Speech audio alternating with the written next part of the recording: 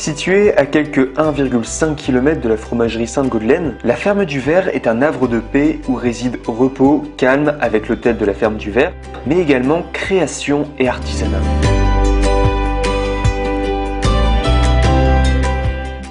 Ici, 4 fromages à base de lait cru y sont fabriqués. On y retrouve l'écume de Humereux, le galet du Blanc-Nez, le dôme de Boulogne et également la mimolette. Laissez-moi donc vous faire découvrir les différentes étapes de fabrication.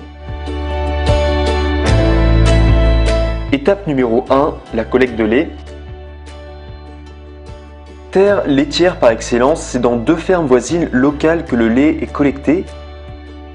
Cela permet d'une part peu de déplacement, nous avons la chance d'être en économie circuit court, mais également cela encourage le bonheur des vaches en plein air, car une vache heureuse produit du meilleur lait, ce qui forcément a un impact significatif sur des matières premières plus saines et plus naturelles. Étape numéro 2, ensemence et empressurage.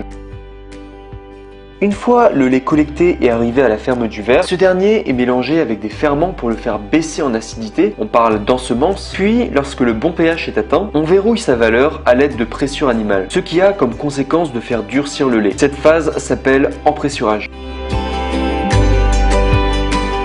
Étape numéro 3, découpage et pressage. En fonction des différents fromages, les techniques divergent. Pour l'écume de Humereux, celui-ci est moulé à la louche puis retourné 3-4 fois le même jour avant d'être salé le lendemain des deux côtés. Pour le camembert, c'est presque similaire, sauf qu'il est versé et non moulé à la louche. Il aura également le droit à un retournement et un salage. Concernant le dôme, lui, il est moulé à la main dans des étamines puis pressé pendant 18 heures avant d'être remoulé une seconde fois.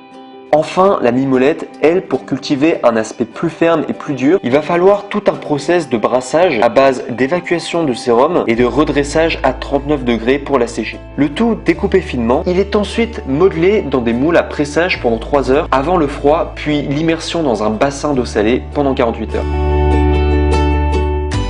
Étape numéro 4, l'affinage. L'affinage, c'est la dernière ligne droite dans la production d'un fromage. Pour les fromages à pâte pressée comme la mimolette, une fois sorti du bassin, il est placé dans des caves pendant environ 4 mois, puis retourné tous les 2 jours. Il aura parfois droit à des brossages. Pour les pâtes molles, le camembert, l'écume de Humereux et le dôme, on retire les tapis pour veiller à ce que ça ne goûte pas sur les fromages d'en dessous, avant de les placer dans des caves pendant environ 10 jours, en veillant à bien les déplacer tous les 2 jours, afin que la grille ne s'imprègne pas à l'intérieur. Étape numéro 5. Déguster. C'est le moment d'apprécier un savoir-faire qui n'a pas changé depuis 25 ans, alors faites-vous plaisir avec la Côte d'Opale sur un plateau.